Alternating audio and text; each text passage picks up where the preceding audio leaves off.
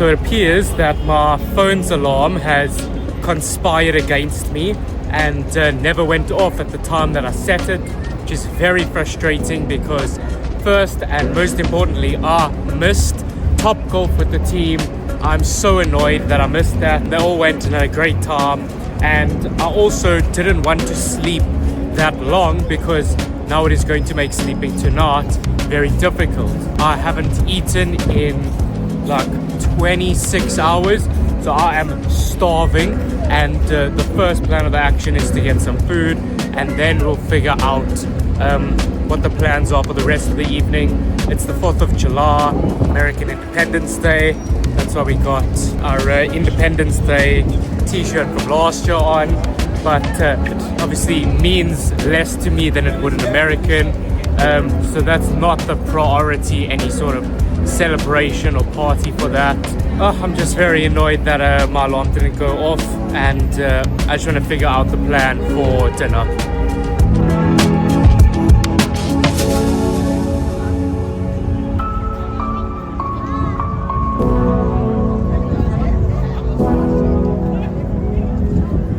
So I decided to make my way down the strip over to Park MGM for certainly one of my favorite experiences in terms of food from last year, and that is Eataly. So we're gonna step inside here, probably get a couple of different things, and enjoy the really high quality food, even though it definitely comes at quite a high price.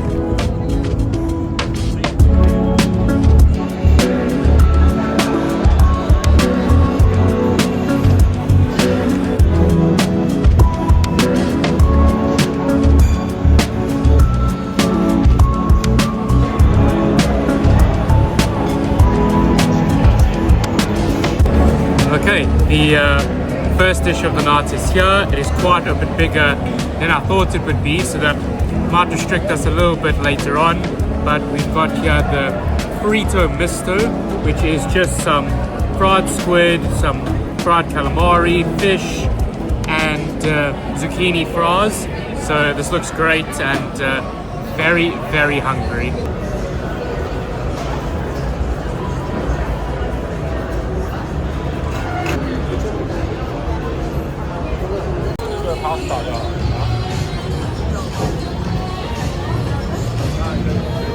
So I'll say that even though I haven't eaten, or prior to this I hadn't eaten in over 24 hours, I would say we definitely made up the calories pretty quickly.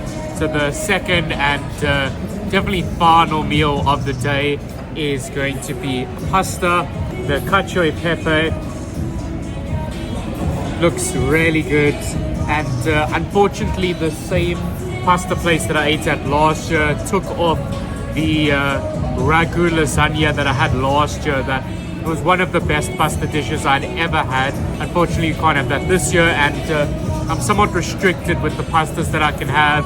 Don't eat tomato, don't eat pork, but this was the best option that we had available. So I simply could not resist. A couple next to me in the line strongly recommended this tiny little bite-sized beignet filled with chantilly cream, and this is what it looks like. Really small, just something to round out the evening perfectly. Okay, we have arrived in the beautiful Aria poker room. It is packed and pumping here. They've got a 2200 PLO tournament running, as well as several cash games. We just had to check in with the management over here before vlogging. The management team are amazing here. They really understand the whole sort of concept of vloggers in poker, how it really just grows the game and brings new people in. They are more than happy for everyone to come and video, as long as you have sort of the right credentials. So we put our name down for 2-5 Hold'em, and looking to get a seat. If the action is kind of not that great, I might bump it up to 5-10 or switch to PLO.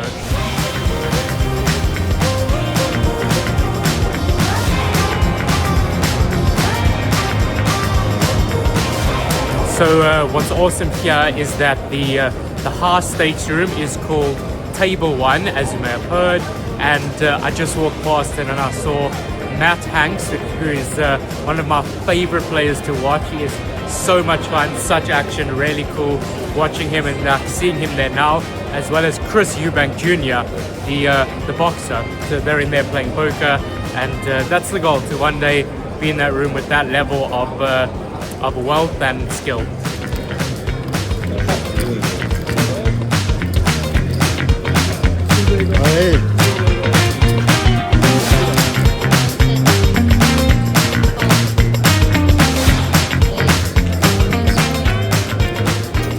Okay, 2-5 was taking too long, so I moved to 5-10 hold'em here.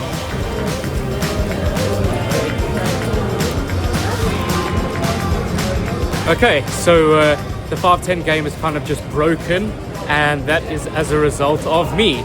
I just seem to stack everyone at the table multiple times, which has resulted in our biggest ever cash game win in Vegas. Very pleased with it. I got stacked after maybe 10 minutes of play, was very tilted, reloaded, and just went on an absolute tear. The guy who stacked me, I proceeded to stack him 3 times, as well as stack 2 other guys at the table. I'm very happy. This is the best way to spend 4th of July. I was offered to rejoin the other game, but I can't really see a reason why. Lock up a huge win tonight and cash out and go join my friends at a bar. But after I cash in, we're going to do a hand breakdown of a very cool hand I played. Oh, I'm just so relieved after those first 2 sessions of high stakes at Paris that we really have just shot right back up into the cash game profit zone for the trip to a large extent. So it's just a big relief and a confidence booster that I really can hold my own at 5-10 and bigger, and I really was just running pretty bad at Paris. But let's get into that hand breakdown.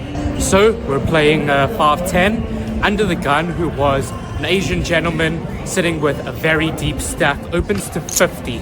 And obviously, exploitatively, these sizes translate to a very big hand.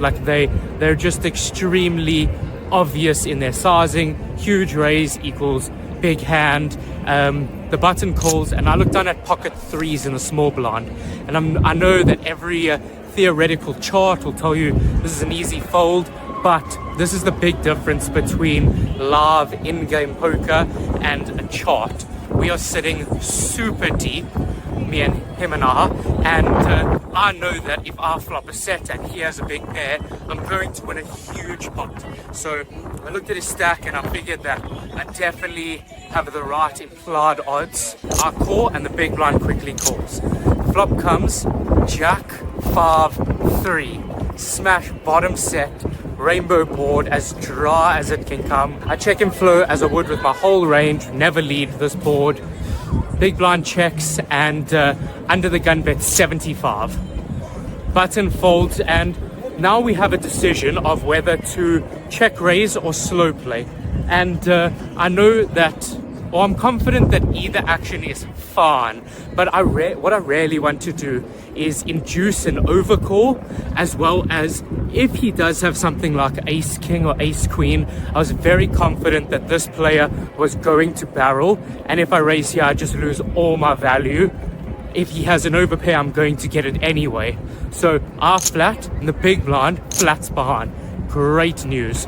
The turn was a 5, so I now boat up, and it's not a particularly good card as it could scare the under the gun player from barreling, being worried about trip 5s. I check, big blind checks, and under the gun fires again for 350, another big bet. And now the decision is really, do we check raise or not? I look at our stacks behind. We're still pretty deep, so we're pretty deep. We're got a guest deep on the vlog. Happy 4th of July. Yeah, happy 4th of July. Shut up, bitch! For fuck's sakes, where was I? I realized after a few seconds of walking that I was walking in the complete opposite direction. So getting back to the hand, I thought about it for a while, and I think that this player was just so aggressive and the big blind was just so sticky that it will build a much bigger pot in the long run, allowing it to go 3 ways, which was what I hoped, and just really ensuring that I get the triple barrel, or I induce the triple barrel, because I think if I flat the turn, he kind of takes the really nutted parts of my range out. He thinks that I have maybe a middling strength jack, and he's more than happy to go for value on the river against that. So I flat. The big blind flats behind. So now this pot is really growing. The river was a queen. And obviously, yes, I can be a little bit worried about jacks and queens, but if you think about it, there are 3 combos of jacks, 3 combos of queens, but there are 6 combos of aces and 6 combos of kings. So if you do it on a math for math basis, there are way more hands of aces and kings than queens and jacks. Therefore, you can't live in fear like this in a single raise pot. I check again on the river. Big blind checks. Under the gun bets again for 1100. Beyond music to my ears. I thought about, do I flat here ever? I don't know. Do I try induce the overcall from the big blind? At this point, I really don't think that the big blind has anything to overcall with, unless maybe he has exactly queen jack, but he also has to be fearful of aces and kings. I rip, which I think is perfectly reasonable. There are definitely hands that he can still call with. Obviously, in reality, I'm never bluffing. I just am never bluffing. Like 3s, 4s is like the worst hand I have there. Maybe ace-5 suited. But I just have no bluffs in practicality in my range there. It would be beyond suicide. I jam, big blind quickly folds. Under the gun goes into the tank, deep, for like 3 minutes.